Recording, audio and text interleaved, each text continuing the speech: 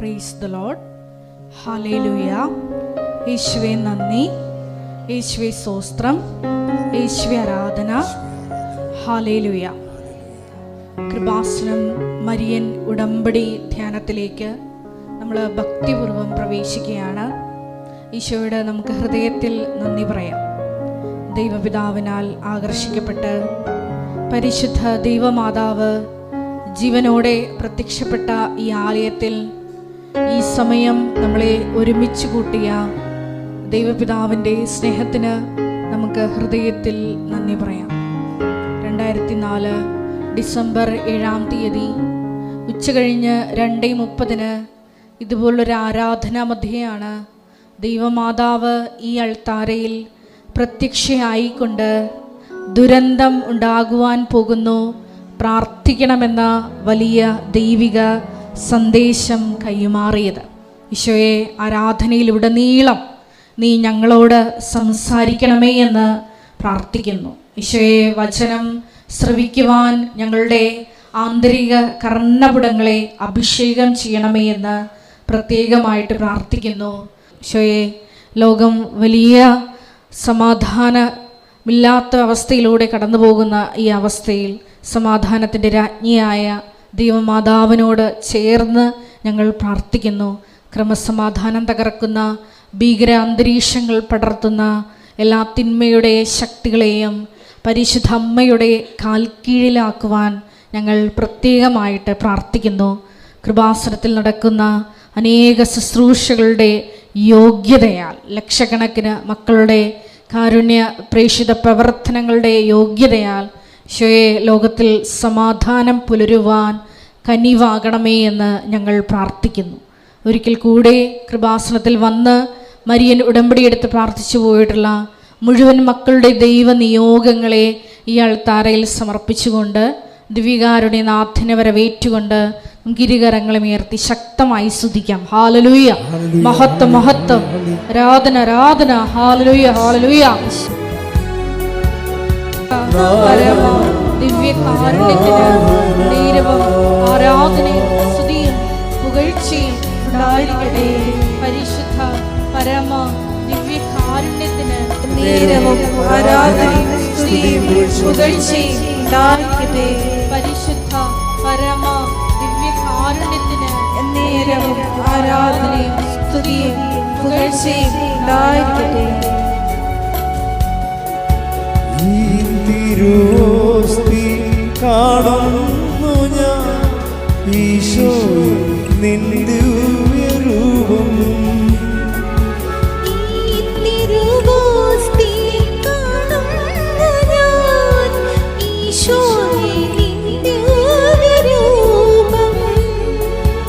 ഈ കൊച്ചു ജീവിതം ഏകുന്നു ഞാൻ ഈ ബലിവേദിയിലെന്നും.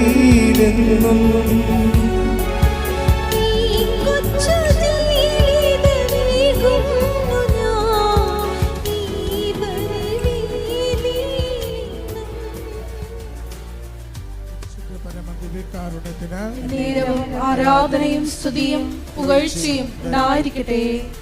പരിശുദ്ധ പരമ ദിവ്യകാരുണ്യത്തിന് നേരവും ആരാധനയും സ്തുതിയും പുകഴ്ചയും ഉണ്ടായിരിക്കട്ടെ. പരിശുദ്ധ പരമ ദിവ്യകാരുണ്യത്തിന് നേരവും ആരാധനയും സ്തുതിയും പുകഴ്ചയും ഉണ്ടായിരിക്കട്ടെ. അമ്മേ, പരിശുദ്ധയമ്മേ, അമ്മേ, പരിശുദ്ധ അമ്മേ, ദൈവമാതാവേ, ദൈവമാതാവേ, കൃപാസനത്തിലൂടെ ഞങ്ങൾക്കും ഞങ്ങളുടെ ദേശത്തിനും അമ്മ മാധ്യസ്ഥം തേടിത്തന്ന എല്ലാ അനുഗ്രഹങ്ങൾക്കും കൃപകൾക്കും ഞങ്ങളിപ്പോൾ ഹൃദയം നിറഞ്ഞ നന്ദി പറയുന്നു. ഒരുമിച്ച് പ്രാർത്ഥിക്കാം. ഹല്ലേലൂയ.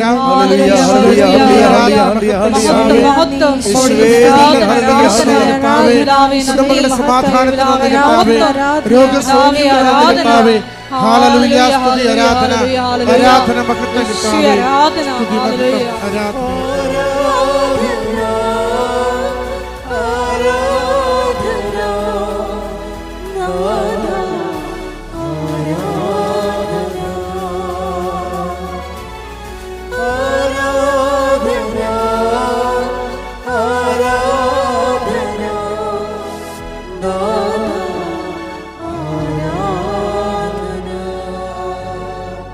പരിശുദ്ധ പരമദിവ്യകാരുണ്യത്തിന് നേരവും ആരാധനയും സ്തുതിയും പുകഴ്ചയും ഉണ്ടായിരിക്കട്ടെ.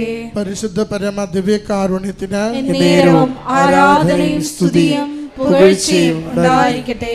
പരിശുദ്ധ പരമദിവ്യകാരുണ്യത്തിന് നേരവും ആരാധനയും സ്തുതിയും പുകഴ്ചയും ഉണ്ടായിരിക്കട്ടെ. അമ്മേ പരിശുദ്ധയമ്മേ, അമ്മേ പരിശുദ്ധ അമ്മേ, ദൈവമാതാവേ, ദൈവമാതാവേ, 2004 ഡിസംബർ 7-ാം തീയതി ഉച്ചകഴിഞ്ഞ് 2:30 ഉപാസനത്തിൽ സംഭവിച്ച അമ്മയുടെ പ്രത്യക്ഷപ്പെടലിനെ കുറിച്ച് തിരുസഭയ്ക്ക് സമർപ്പിച്ചിരിക്കുന്ന പഠനരേഖകളുടെ വസ്തുനിഷ്ഠവും ദൈവശാസ്ത്ര പ്രകാരമുള്ളതുമായ അന്വേഷണ പഠനങ്ങൾ നടത്തി ആ പ്രത്യക്ഷപ്പെടലിലൂടെ പ്രകടമായ ദൈവമാതാവിന്റെ പ്രത്യേക കരുതലും സംരക്ഷണവും വെളിപ്പെടുത്തുന്ന പീഡിതരുടെ ആശ്വാസവും പ്രവാചകന്മാരുടെ രാജ്ഞിയും വാഗ്ദാനത്തിന്റെ പേടകവും പ്രപഞ്ച പ്രകൃതിയുടെ മാതാവുമായ പരിശുദ്ധ അമ്മയുടെ ഭക്തി തിരുസഭയിൽ കൂടുതൽ പ്രചരിച്ച് ജീവിതത്തിന്റെ ദുരിത ദുരന്ത അവസ്ഥകളിൽ അകപ്പെട്ട് കഴിയുന്ന അനേകായിരം മക്കൾക്ക് ദൈവത്തിന്റെ സാന്നിധ്യവും സന്ധിപ്പും കൂടുതൽ അനുഭവിക്കുക വഴി ആത്മീയ വിശുദ്ധിയും ദൈവശക്തിയും കൈവരിക്കുവാൻ ഞങ്ങളുടെ കുടുംബങ്ങളെ ഇടയാക്കണമേ. ഒരുമിച്ച് സ്തുതിച്ച് പ്രാർത്ഥിക്കാം. ഹല്ലേലൂയ. യേശുവേ സ്തുതി, ആരാധന, മഹത്വം കർത്താവേ. എല്ലാ നിയോഗങ്ങളെയും അവിടുത്തെ സന്നിധിയിലേക്ക് സമർപ്പിക്കുന്നു. അമ്മയുടെ പ്രത്യക്ഷീകരണത്തിന്റെ കൃപയാൽ ഈശോയെ അവിടുത്തെ ശക്തിയാൽ രോഗങ്ങൾക്ക് സൗഖ്യം നൽകി, കുടുംബത്തിന് സമാധാനം നൽകി, ജീവിതത്തിന്റെ പരിശ്രമങ്ങൾക്ക് ഫലം നൽകി അവിടുത്തെ സഹായിച്ച് അനുഗ്രഹിക്കണമേ. ഹല്ലേലൂയ. സ്തുതി കർത്താവേ. ആരാധന ആരാധന ആരാധന കർത്താവേ.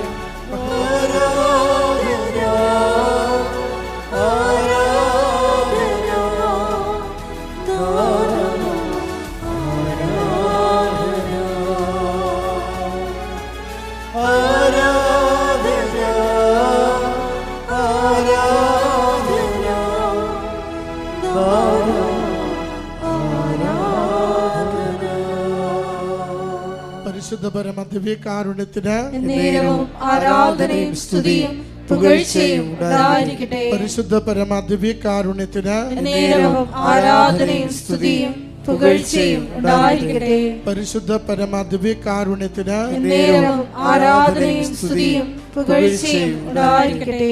അമ്മേ പരിശുദ്ധയമ്മേ, അമ്മേ പരിശുദ്ധ അമ്മേ, ലോകങ്ങളുടെ രാജ്ഞിയായ അങ്ങേയ്ക്ക് സംരക്ഷണത്തിനായി പ്രപഞ്ച പ്രകൃതിയെ തിരുസഭ പ്രതിഷ്ഠിക്കുവാൻ ഈ പ്രത്യക്ഷീകരണം വഴി ഇടയാക്കണമേ. പരിശുദ്ധമ്മേ, ജപമാല മാതാവേ, സകല കൃപാസന പ്രാർത്ഥനകളോടും ചേർത്ത് ഞങ്ങളിപ്പോൾ പ്രാർത്ഥിക്കുന്ന ഈ സമൂഹത്തിന്റെ പ്രത്യേക നിയോഗങ്ങളും നമ്മുടെ എല്ലാ അപേക്ഷകളും ആവശ്യങ്ങളും കൃപാസന മാതാവിന്റെ സംരക്ഷണയിൽ ഈശോയുടെ ദിവ്യകാരുണ്യ സന്നിധിയിൽ സമർപ്പിക്കാം. വി.പി. ജോസഫ് അച്ഛന്റെ മിഷൻ നിയോഗങ്ങൾക്ക് വേണ്ടി നമുക്ക് പ്രാർത്ഥിക്കാം.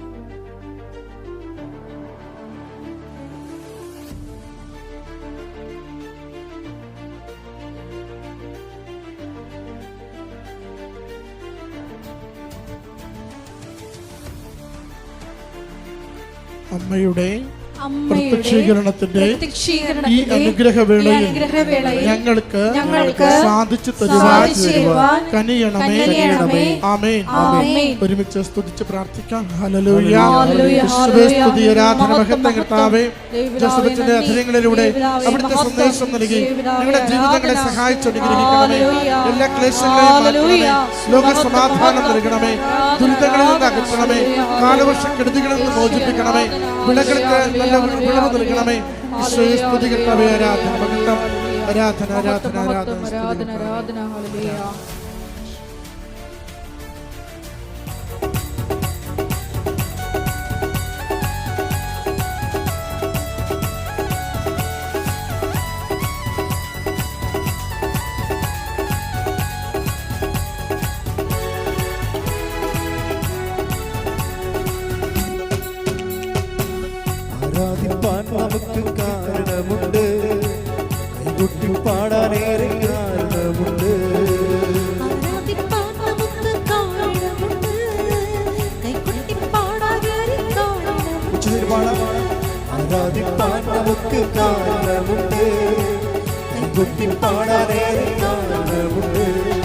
ഹല്ലേലൂയ ഹല്ലേലൂയ നമ്മുടെ യേശു ജീവിക്കുന്നു. ഹല്ലേലൂയ ഹല്ലേലൂയ നമ്മുടെ യേശു ജീവിക്കുന്നു. ആരാധിപ്പാൻ നമുക്ക് കാരണമുണ്ട്, പാടാനേറെ കാരണമുണ്ട്. ആരാധിപ്പാൻ നമുക്ക് കാരണമുണ്ട്, കൈകൊട്ടി പാടാനേറെ കാരണമുണ്ട്. സ്തുതിച്ച് പ്രാർത്ഥിക്കാം. ഹല്ലേലൂയ ഹല്ലേലൂയ യേശുവേ നയിക്കുവാൻ പോകുന്ന ബഹുമാനപ്പെട്ട വി.പി. ജോസഫ് അച്ഛനെ സമർപ്പിച്ചു പ്രാർത്ഥിക്കുന്നു. ആവശ്യമായിട്ടുള്ള വചനങ്ങൾ നൽകണമെന്ന് പ്രാർത്ഥിക്കുന്നു. ബഹുമാനപ്പെട്ട അച്ഛൻ തുടങ്ങി വെച്ചിരിക്കുന്ന ദൗത്യങ്ങളെയും വിജയത്തിലെത്തിക്കണമെന്ന് പ്രാർത്ഥിക്കുന്നു. ആത്മാഭിഷേകം നൽകണമെന്ന് പ്രാർത്ഥിക്കുന്നു. ഹല്ലേലൂയ ഹല്ലേലൂയ മഹത്വം മഹത്വം ആരാധന ആരാധന ഹല്ലേലൂയ ഹല്ലേലൂയ ഹല്ലേലൂയ മഹത്വം മഹത്വം ആരാധന ആരാധന. ഒരിക്കലും ഉയരില്ല എന്നു നിനച്ചു,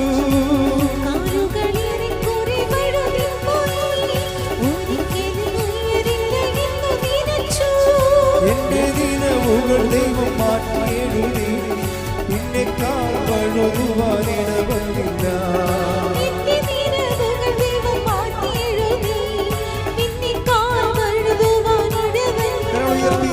ഹല്ലേലൂയ ഹല്ലേലൂയ നമ്മുടെ യേശു ജീവിക്കുന്നു. ഹല്ലേലൂയ ഹല്ലേലൂയ നമ്മുടെ യേശു ജീവിക്കുന്നു.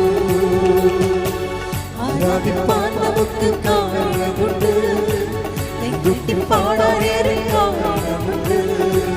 ആരാധിപ്പാൻ നമുക്ക് കാരണമുണ്ട്, നെഞ്ചുട്ടി പാടാനേറെ കാരണമുണ്ട്. സ്തുതിച്ചു പ്രാർത്ഥിക്കാം. ഹല്ലേലൂയ ഹല്ലേലൂയ മഹത്വം മഹത്വം ആരാധന ആരാധന. ഒരിക്കൽ കൂടി പ്രാർത്ഥനത്തിൽ നമ്മളിതുവരെ മരിയൻ ഉടമ്പടിയെടുത്ത് പ്രാർത്ഥിച്ചു പോയിട്ടുള്ള മുഴുവൻ ദൈവ മക്കളെയും സമർപ്പിച്ചു പ്രാർത്ഥിക്കുന്നു. പരിശുദ്ധ അമ്മയുടെ പ്രത്യക്ഷീകരണത്തിന്റെ സാക്ഷികളാക്കി ആ മക്കളെ ഉയർത്തണമെന്ന് പ്രാർത്ഥിക്കുന്നു. ഹല്ലേലൂയ ഹല്ലേലൂയ മഹത്വം മഹത്വം ആരാധന ആരാധന ഹല്ലേലൂയ ഹല്ലേലൂയ യേശുവേ ആരാധന ഹല്ലേലൂയ. വിളിയാൽ വിളിച്ചുവെന്നെ ചോദിച്ചതോ പോലും നിനച്ചതല്ല.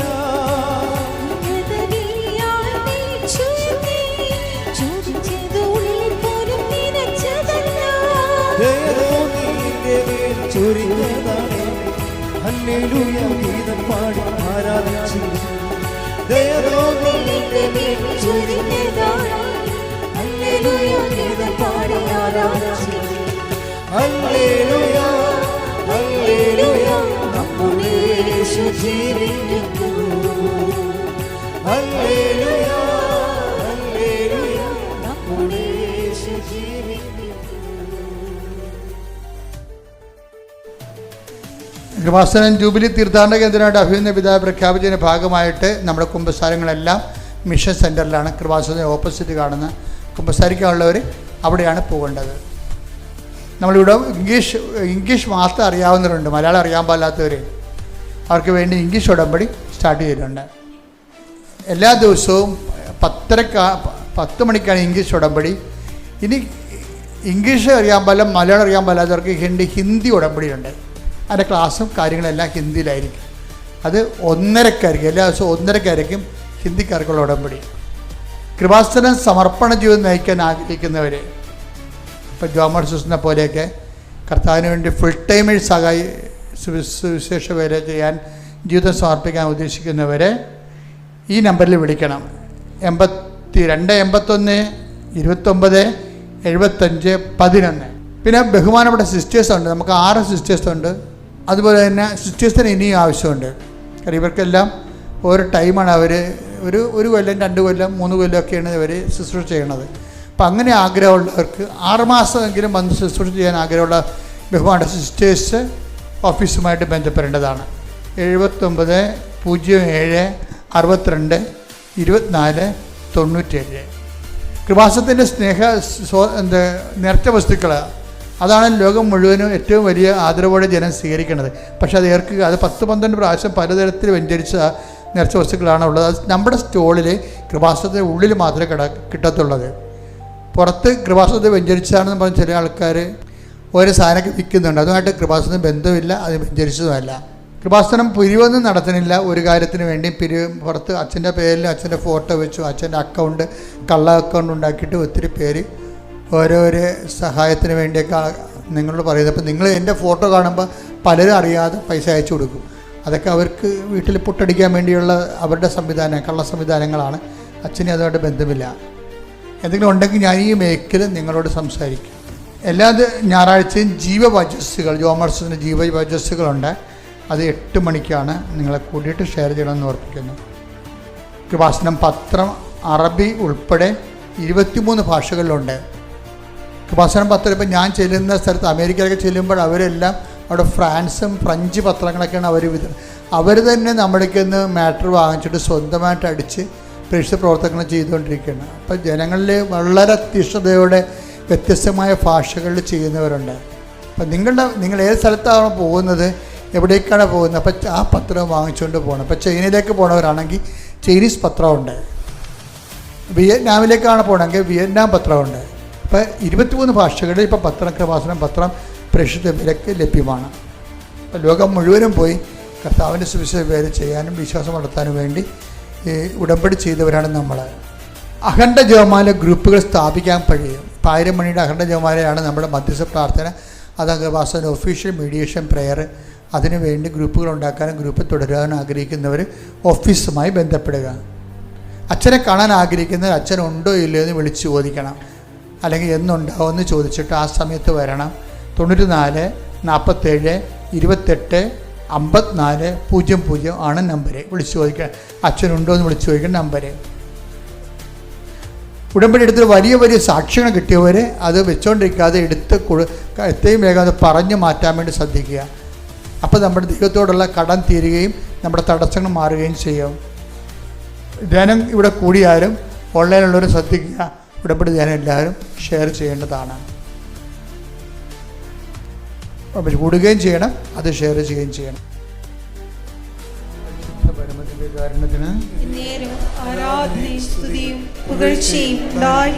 പരിശുദ്ധ പരമദിവ്യകാരുണ്യത്തിന് എന്നേരവും ആരാധനയും സ്തുതിയും പുകഴ്ചയും ഉണ്ടായിരിക്കട്ടെ. പരിശുദ്ധ പരമദിവ്യകാരുണ്യത്തിന് എന്നേരവും ആരാധനയും സ്തുതിയും പുകഴ്ചയും ഉണ്ടായിരിക്കട്ടെ. ദൈവികമായ കാര്യങ്ങൾ പറയണമെങ്കിൽ ദൈവികമായ അഭിഷേകവും ആത്മബന്ധവും ഉണ്ടാകണം. ഈ പാടുന്ന ആൾക്കാർക്ക് അഭിഷേകം ഉണ്ടാകണമെങ്കിലും, പാട്ട് കേട്ട് പാടുന്ന ആൾക്കാർക്ക് അഭിഷേകം ഉണ്ടാകണമെങ്കിലും മിനിമം പരിശുദ്ധാത്മകമായിട്ടൊരു ബന്ധമുണ്ടാകണം. ആത്മീയ കാര്യങ്ങളെല്ലാം അങ്ങനെയാണ്. ആർക്കെങ്കിലും എന്തെങ്കിലും ചെയ്ത് ഒപ്പിക്കാൻ പറ്റത്തില്ല. ഇനി കറക്റ്റായിട്ടാണ് ദൈവ വഴികളിലാണ് എങ്കിൽ നമുക്കുണ്ടാകുന്നൊരു ഗുണമെന്ന് പറയുന്നത് ഇപ്സ ഫാക്ടോ നമുക്ക് അടയാളം ഉണ്ടാകും. നിങ്ങൾ കറക്റ്റ് ട്രാക്കിലാണെന്നുണ്ടെങ്കിൽ അപ്പോഴ് അടയാളം ഉണ്ടാകും. അടയാളമില്ലാതെ പോകുന്നുവെന്ന് കണ്ടാൽ അതിൻ്റെ അർത്ഥം, പ്രത്യേകിച്ച് ഒരു അടയാളമില്ലാത്തൊരു കാലം എന്ന് പറഞ്ഞാൽ നല്ല ആഴമായ ആത്മബന്ധമുള്ളവർക്ക് ചിലപ്പോൾ അടയാളങ്ങൾ കിട്ടത്തില്ല. കാര്യം അടയാളങ്ങളില്ലാതെ തന്നെ അവർ ആത്മബന്ധത്തിലാവും. അവർക്ക് അടയാളങ്ങളില്ലെങ്കിലും ദൈവസാന്നിധ്യത്തെക്കുറിച്ച് അവിടെ ആത്മാവിന് നല്ല സംവേദനം ഉണ്ടാവും. ഫിസിക്കലായിട്ട് ഒരു സാധനം നമുക്ക് വേണ്ട ആവശ്യമില്ല. പക്ഷേ ഞാനൊരു 10-20 ലക്ഷം ആൾക്കാരെ കൗൺസിൽ ചെയ്യുമ്പോൾ നമുക്ക് മനസ്സിലായിരിക്കണത്, അടയാളം ആവശ്യമില്ലാത്ത ആൾക്കാർ വെറും ഒരു 5% മാത്രമേ ഉള്ളൂ. ബാക്കി 95% അടയാളം ആവശ്യമുണ്ട്. അപ്പോൾ നമുക്കെല്ലാവർക്കും അടയാളം ആവശ്യമുണ്ട്. കാര്യം അടയാളം ആവശ്യമില്ലാത്ത സാഹചര്യം വന്നാൽ പരിശുദ്ധാത്മാവ്, ഇപ്പം നമ്മൾ ഈ ദിവസം എന്ന് വെച്ച് കഴിഞ്ഞാൽ ഒരു കുട്ടി, അവർ കുറച്ച് ഇൻ്റലിജൻ്റാണ്.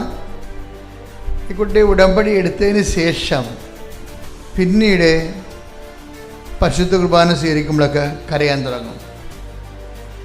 ഉടമ്പടിയുടെ ധ്യാനം കേട്ടാൽ തന്നെ ഇത് ഈ മൊബൈലിൽ ധ്യാനം കേട്ടാൽ മതി, അപ്പം കരയാൻ തുടങ്ങും. ബൈബിളൊക്കെ വായിച്ചാൽ അപ്പം ബൈബിളിൽ കണ്ണുനീര് വീഴും.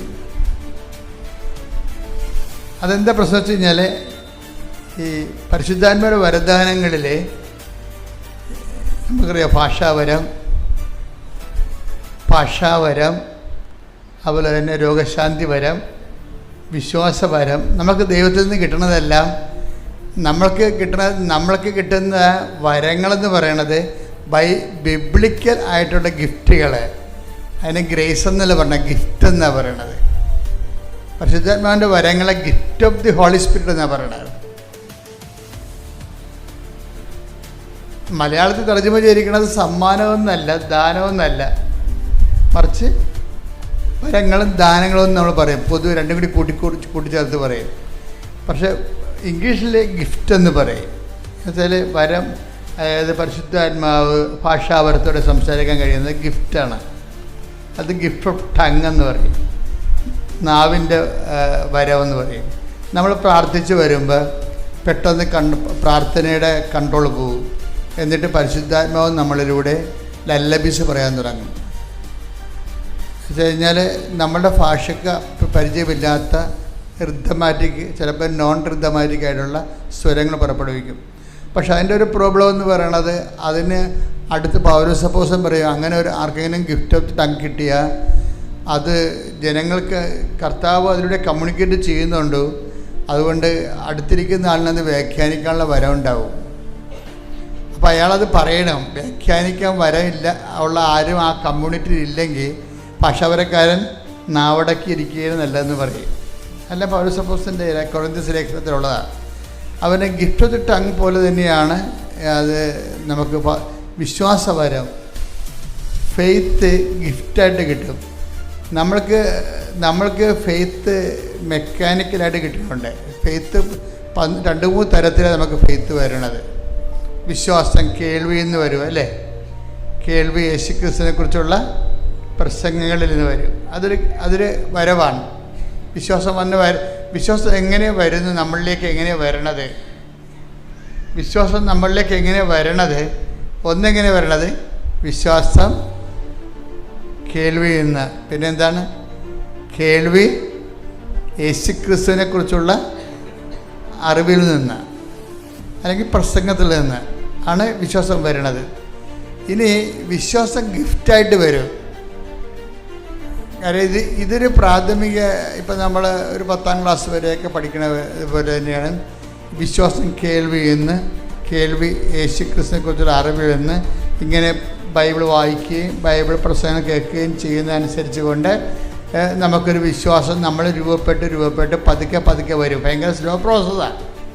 വിശ്വാസം കേൾവി എന്ന് വരുന്നത് സ്ലോ പ്രോസസ്സാണ്. പക്ഷേ ഉള്ളത് ഉരുക്കായിട്ട് നല്ല ബലമായിട്ടിരിക്കും. അതാണ് ആ വിശ്വാസത്തിൻ്റെ പ്രശ്നം. അതായത് വിശ്വാസം കേൾവി എന്ന് വരുന്നത്. ഇനി ഈ വിശ്വാസം തന്നെ ഗിഫ്റ്റായിട്ട് കിട്ടും. ഗിഫ്റ്റായിട്ട് കിട്ടുമെന്ന് വെച്ച് കഴിഞ്ഞാൽ കുറച്ച് നമ്മൾ വിശ്വസിച്ച് നിൽക്കുന്നു. വിശ്വാസത്തിന് വലിയ ഗ്രോത്തൊന്നുമില്ല. പക്ഷെ നമുക്ക് ഭയങ്കരമായ ആഗ്രഹമാണ് വിശ്വാസത്തിൽ വളർന്നേ പറ്റത്തുള്ളൂ. കർത്താവ്, കാര്യം വിശ്വാസം കൊണ്ടാണല്ലോ നീതിമാൻ ജീവിക്കണത്, ഇല്ലേ? ഇപ്പം ഹെബ്രായർ 11:1 എടുത്തേ. വിശ്വാസം എന്നത് പ്രത്യാശിക്കുന്നവ ലഭിക്കുമെന്ന ഉറപ്പും കാണപ്പെടാത്തവ ഉണ്ട് എന്ന ബോധ്യവുമാണ്. അപ്പോഴേ ഇത് ഒരു 1ാം ക്ലാസ് മുതൽ 4ാം ക്ലാസ് വരെയുള്ള വിശ്വാസത്തിൻ്റെ പ്രഥമ പാഠങ്ങളാണ്. ഈ വിശ്വാസത്തിൻ്റെ പ്രഥമ പാഠങ്ങൾ കഴിഞ്ഞാൽ പിന്നീട് എന്താണ്? ബൈബിൾ പിന്നെയും പറയും വിശ്വാസത്തിൻ്റെ പ്രഥമ പാഠങ്ങൾ തന്നെ നിങ്ങൾ കിടക്കരുത്. വിശ്വാസത്തിൻ്റെ പ്രഥമ പാഠങ്ങൾ കടന്ന് നമുക്ക് പക്വതയിലേക്ക് വളരാം, അല്ലേ? ഹെബ്രായർ 6:5 വിശ്വാസത്തിന്റെ പ്രഥമ പാഠങ്ങൾ. ശ്രുതികട ഹല്ലേലൂയ. 6:1 അതിനാൽ ക്രിസ്തുവിന്റെ വചനത്തിന്റെ പ്രഥമ പാഠങ്ങൾ പിന്നിട്ട് നമുക്ക് പക്വതയിലേക്ക് വളരാം.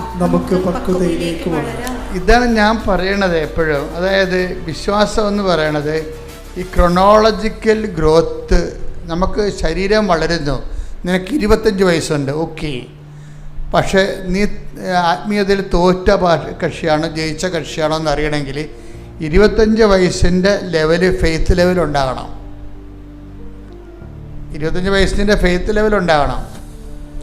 ചില ആൾക്കാർക്ക് ഇത് എടുത്താൽ പോകാത്തതിൻ്റെ കാരണം ഇവരുടെ ഫെയ്ത്ത് ലെവൽ താഴെയാണ്. അവരുടെ പ്രായത്തിനൊത്ത വിശ്വാസമില്ല. ചിലപ്പോൾ വയസ്സ് 70 ഉണ്ടാകും, വിശ്വാസം ചിലപ്പോൾ 7 വയസ്സുകാരൻ്റെതായിരിക്കും. കാര്യം ഇതിന് മെയിൻ്റെനൻസ് ആവശ്യമായൊരു വിഷയമാണ്.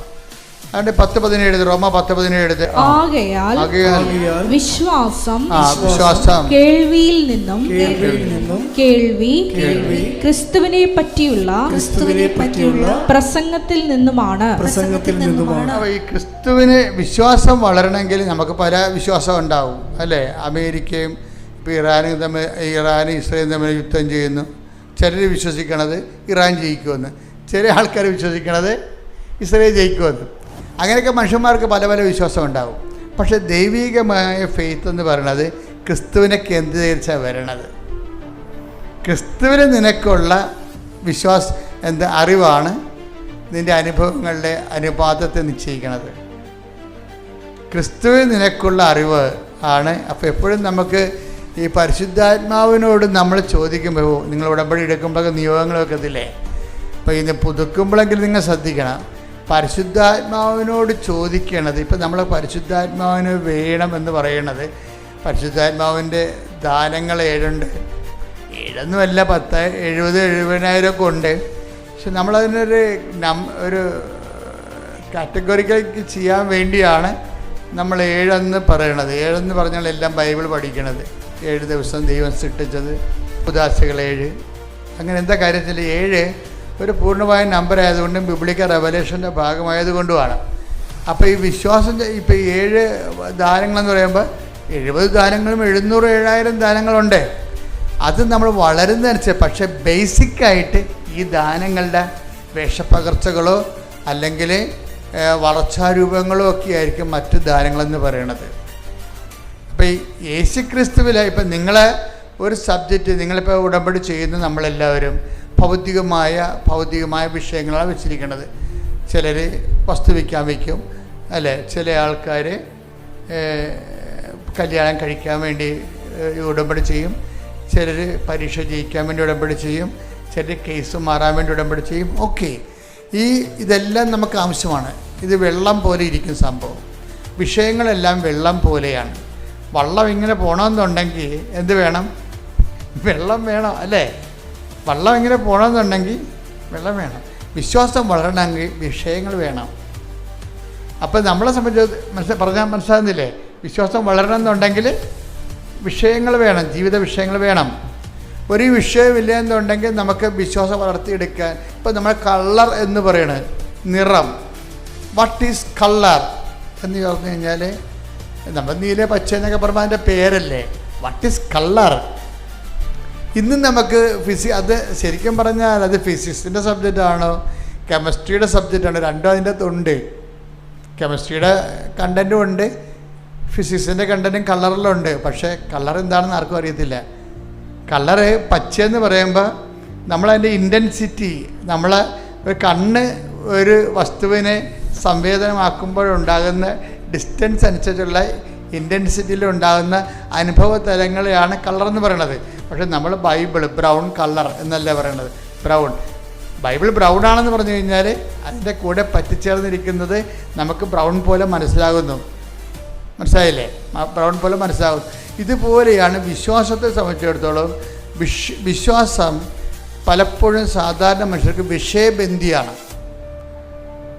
ഒരു വിഷയം എന്താണ്? ഒരു വിഷയം, നമ്മൾ പരീക്ഷ അല്ലെങ്കിൽ കല്യാണം അല്ലെങ്കിൽ മക്കളില്ല എന്നിപ്പോൾ കഴിഞ്ഞ ദിവസം കൊണ്ട് ഒരു സാക്ഷ്യം എന്ന് പറയുന്നത് വിശ്വാസം കാണപ്പെടാത്തതുണ്ട് എന്നുള്ളതാണ്, അല്ലേ? നമ്മൾ വായിച്ചില്ലേ? ഹെബ്രായർ എന്താ പറഞ്ഞത്? ഹെബ്രായർ 11:1 എന്താ പറഞ്ഞത്? വിശ്വാസം കാണപ്പെടാത്തത് ഉണ്ട്. പിന്നെ എന്താണ്? പ്രത്യാശിക്കുന്നവ ലഭിക്കുമെന്നുള്ള ഉറപ്പാണ്. അപ്പം കാണപ്പെടാത്ത സാധനത്തിനെ കാണപ്പെടുന്ന പരുവത്തിലേക്ക് മാറ്റിയെടുക്കുന്നതിന് ഉപയോഗിക്കുന്ന പവറാണ് വിശ്വാസം എന്ന് പറയണത്. കാണപ്പെടുന്നില്ല, ആ സംഭവമില്ല. കഴിഞ്ഞ ദിവസങ്ങളിൽ ഒരു സാക്ഷിയുടെ വായിച്ചത് പറഞ്ഞത്, ഒരു കുഞ്ഞിനെ അത് 14 വയസ്സായി, 14 വയസ്സായിട്ടും ഗർഭപാത്രം ഇല്ല. അപ്പം അമ്മയ്ക്ക് ഭയങ്കര കരച്ചിൽ. കാര്യം എന്താ, ഗർഭപാത്രം ഇല്ലെങ്കിൽ ഉള്ള അവസ്ഥ എന്താ? ഇങ്ങനെ നമുക്ക് സങ്കീർണങ്ങളും മനസ്സിലാക്കാൻ പറ്റാത്തവരുടെ ജീവിത അനുഭവ തലങ്ങൾ നിൽക്കുമ്പോൾ വിശ്വാസമാണ് നമുക്ക് ആശ്വാസം നൽകണത്. എന്താണ് വിശ്വാസം? നമ്മൾ എന്ത് പറയും? കാണപ്പെടാത്തത് ഉണ്ട്, ഉണ്ട്. പിന്നെന്താണ്? പ്രത്യാശിക്കുന്നവ ലഭിക്കും. വിശ്വാസത്തിൻ്റെ റോൾ എന്താ? What is the role of faith? അത് കാണപ്പെടാത്തത് ഉണ്ട്. നമ്മളെ സംബന്ധിച്ചിടത്തോളം നമുക്ക് വേണ്ട പല സാധനങ്ങളും കൺമുമ്പിലില്ല. ഇപ്പോഴത്തെ പോയിന്റ്, നമുക്ക് വേണ്ട പല സാധനങ്ങളും കൺമുമ്പിലില്ല. പക്ഷെ നമ്മൾ ദൈവത്തെ കക്ഷി ചേർത്തുകൊണ്ട് നമ്മൾ വിശ്വസിക്കുന്നു. It is there.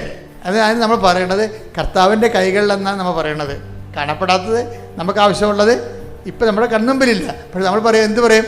കർത്താവിൻ്റെ കൈകളിൽ ഉണ്ട് എന്ന് പറയും. കാണപ്പെടാത്തത് ഉണ്ട് എന്ന് വെച്ചാൽ ബൈബിൾ ഉദ്ദേശിക്കുന്നത് ദൈവത്തിൻ്റെ കൈകളിലുണ്ടെന്നാണ്.